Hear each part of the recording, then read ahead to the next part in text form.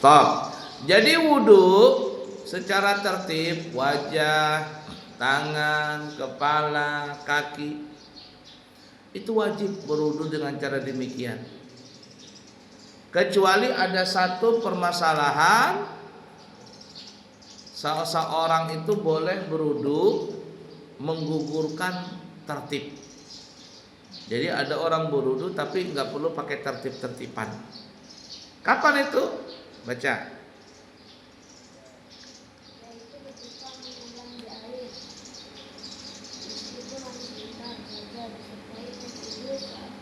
Nah, yang boleh kita berwudu menggugurkan rukun wudu yang keenam yaitu tertib, yaitu apabila orang berwudu di air yang banyak dengan cara menyelam. Abuya sering itu dulu kalau menyelam mandi di sungai itu atau mandi di laut gitu kan. Nanti Abuya menyelam gitu, nyelam, langsung lihat aku niat wudu fardu karena Allah Taala. Tek, selesai dah.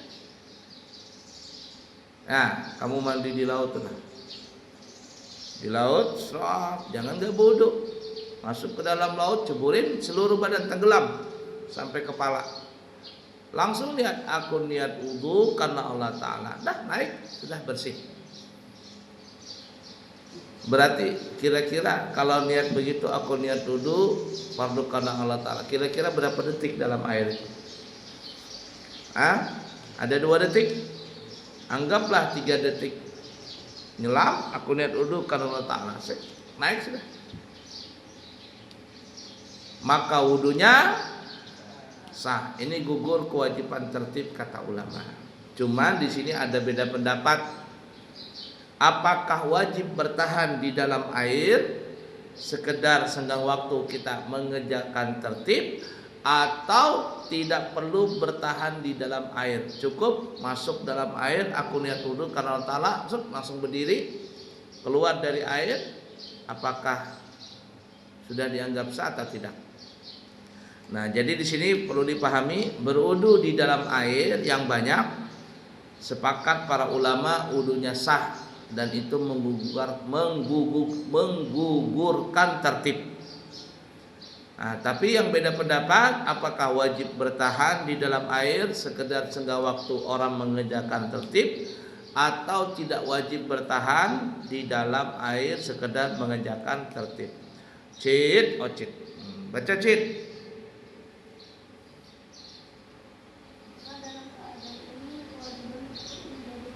Nah, gugur kewajiban tertib, sepakat para ulama dulu. Wudu di dalam air yang banyak sah. Lanjut.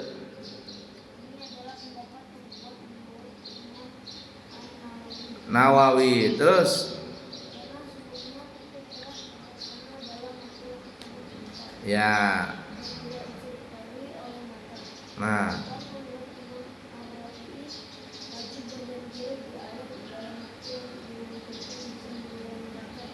Nah, di situ yang kata Abu ya tadi. Sepakat ulama berwudu di dalam air itu sah. Dibuka ini. Mana kopiah hilang? Kopiah Bugis mana kopiah Bugis?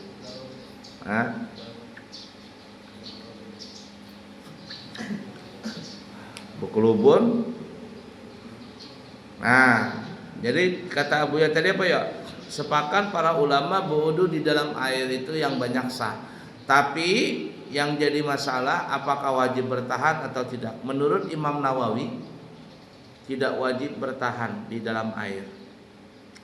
Yang penting tenggelam seluruh badan dari ujung kepala sampai kaki, tenggelam dalam air yang banyak. Aku niat wudu karena Allah Ta'ala. Tek, naik, sudah. Kata Imam Nawawi tidak wajib untuk bertahan di dalam air. Tapi kata Imam Rafi'i, oh iya, wudu dalam air itu boleh, tapi syaratnya harus mengerjakan tertib. Masuk dalam air yang banyak, aku niat wudu karena Allah Ta'ala. Seakan-akan basuh wajah, tangan, kepala, kaki, dah naik. Paham gak? Jadi sambil menyelam, sambil seakan-akan aku niat wudu karena Allah Ta'ala. Nah, naik. Itu Imam siapa tadi? Rafi'i. Kalau Imam Nawawi cebur, plak, aku lihat wudu karena telah tek naik sah dah. Fahim tuh? Nah. Lanjut baca.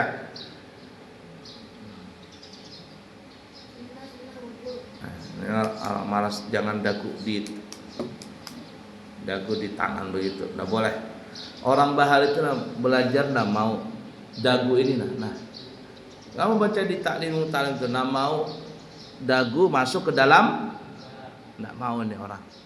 Kamu lihat nggak boleh begini baca dagu masuk, nah di luar. Paham nggak? Orang bahar itu naruh pulpen aja nggak mau di atas kitab. Nah, apalagi Quran, udah punya adab. Nah, di taklim membuka kitab itu pelan, jangan sampai krekek, ya udah boleh itu, udah punya adab. Pelan, nah, buka kitab itu taklim kamu kan sudah belajar taklim tinggal prakteknya saja. Membuka kitab pelan-pelan sampai tidak terdengar suara. Udah rapak. Apalagi tidak membasahi jari dengan air liur. Kalau itu Quran haram hukumnya. Nah, balik Quran itu yang biasanya orang-orang bahari pakai liur nih. Haram hukumnya kalau itu Quran. Fahim tuh? Nah, itu adab dengan kitab. Amalnya begini masuk. Ditidurin kitab. La ilaha illallah. Nah, makanya enggak pintar-pintar, hau-hau aja. Nah, ya Cid. Nah, kayak Ocet itu salah itu. Nah, kenapa dia kata dia gini? Enggak boleh. Harus ya, enggak boleh dagu masuk ke dalam kita. Lanjut, sunah-sunah wudu.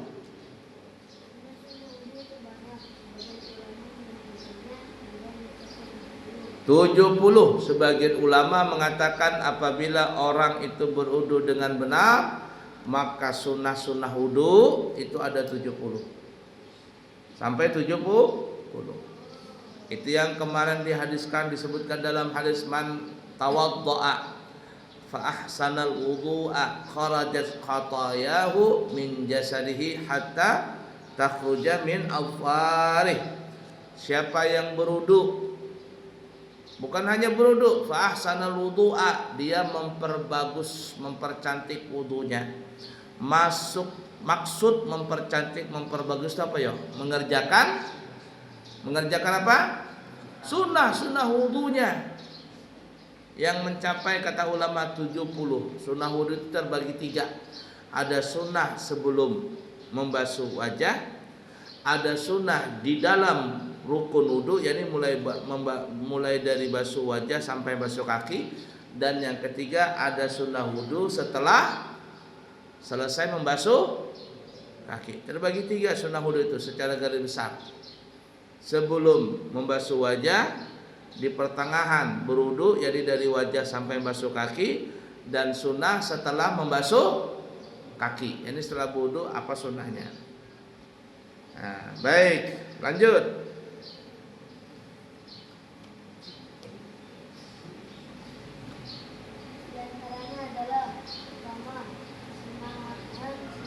Nah, kita masuk ke sunahan sebelum wudu. Apa-apa saja, baca.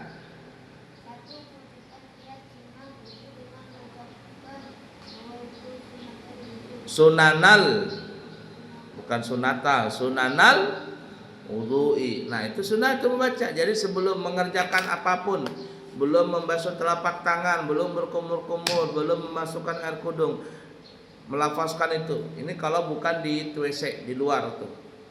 Nawaitu sunanal wudu, aku mengerjakan sunnah wudu. Sunnah itu ucapkan. Fahim tuh? Nah, niatnya, lafaznya aku niat mengerjakan nawaitu sunanal wudu'i, dalam hati aku niat mengerjakan sunnah wudu. Lanjut. Nah, baca ta'awud dan basmalah. Membaca ta'awud dan basmalah. A'udzubillahi minasyaitonir rajim atau a'udzubillahi samii'il alim minasyaitonir rajim. A'udzubillahi samii'il alim minasyaitonir rajim atau a'udzubillahi min hamazati syayatin wa a'udzubika rabbi ay yahdurun. Boleh. Kemudian bismillahirrahmanirrahim, baca itu. Tapi kalau wudunya bukan wudunya di dalam WC. Kalau dalam WC nggak boleh baca itu. Boleh dibaca bismillah dan taud itu dalam WC, tapi bacanya di dalam hati. Ya, Rakib. Dalam hati. Itu bacanya. Lanjut. Minimal lafaz bismillah, itu paling sekurang-kurangnya. Paling afdalnya gimana?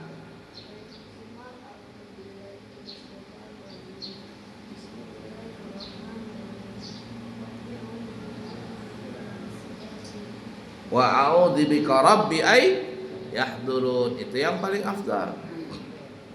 Faham tak? Ingatin nanti ujian keluar nanti. Lanjut.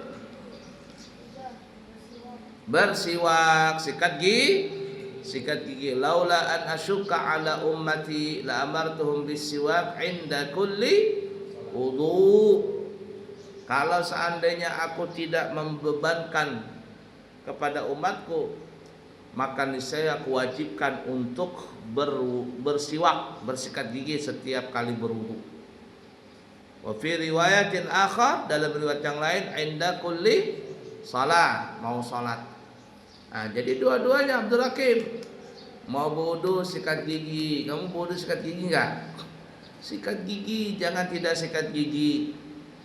Ya, nanti pas sholat di sampingnya ada orang sholat, terganggu orang bau jigong. Bismillahirrahmanirrahim. Wah, baunya nggak sikat gigi. Bangun tidur tadi sikat gigi Abdul Hakim. Sikat gigi. Ndut sikat gigi. Ndak. Gitu. Bau apa itu mulutnya? Bau naga besaung. Sikat gigi. Ya. Kemarin apa ya? Kalau letak sikat gigi itu sebelum membasuh telapak tangan, maka niatnya apa ya? Aku niat bersiwak mengerjakan sunnah wudu. Tapi kalau setelah membasuh tangan, tidak perlu pakai niat-niatan. Kenapa? Karena bersikat gigi atau bersiwak sudah masuk dalam ruang lingkup wudu. Lanjut.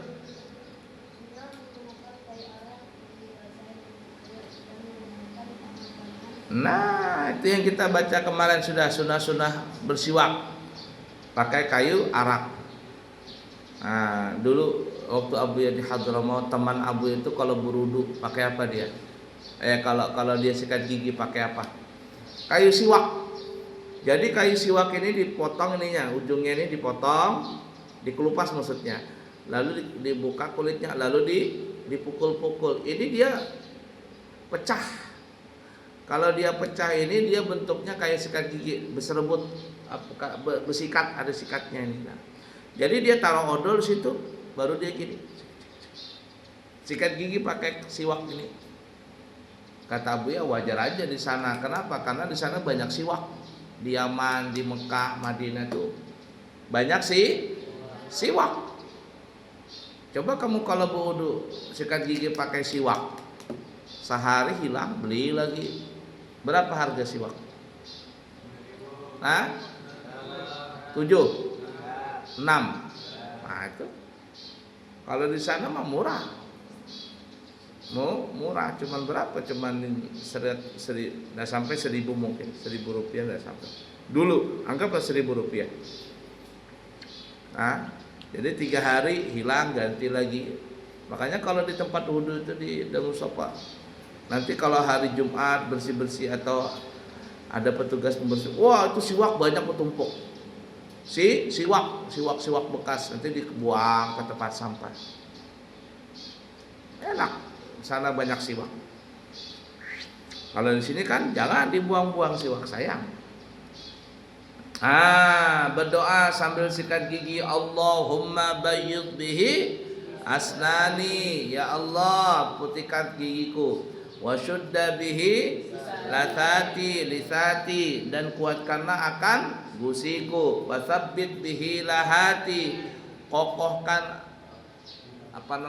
butuh rakunganku, tenggorokanku, wa afsih bihi lisani, fasihkan ucapanku. Ya Dut, kamu yang susah baca Quran, kalau baca pelepotan, kenapa ya? Karena jarang sikat gigi. Orang sikat gigi bacaannya fasih.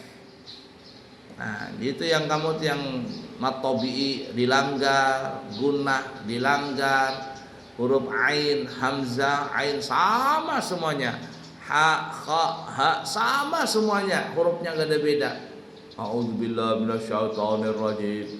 Allahu akbar. Itu rajin-rajin sikat gigi. Bismillahirrahmanirrahim. Tidak ada perubahan, Abdul Hakim. Rajin-rajin sikat gigi. Untuk apa? Fasih. Lidah dikerik. Supaya apa? Supaya fasih. Masa kalah sama burung kakatua, burung beo? Burung beo, burung kakatua tuh dia bisa ngomong. Cewek. Nah itu. Assalamualaikum. Nah, di YouTube nanti kamu pulang tuh buka tuh burung beo baca Quran. Bismillahirrahmanirrahim. Alhamdulillahirabbil alamin, kata burung beo itu.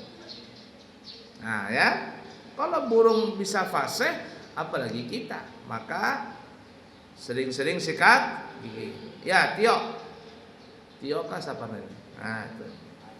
Wa afsih bihi lisani, fasihkan bacaanku, wa barik li fihi, dan berkahilah ya Allah diriku dengan sebab siwak ini. Karena orang sikat gigi itu apa ya? Salah satu manfaatnya apa ya?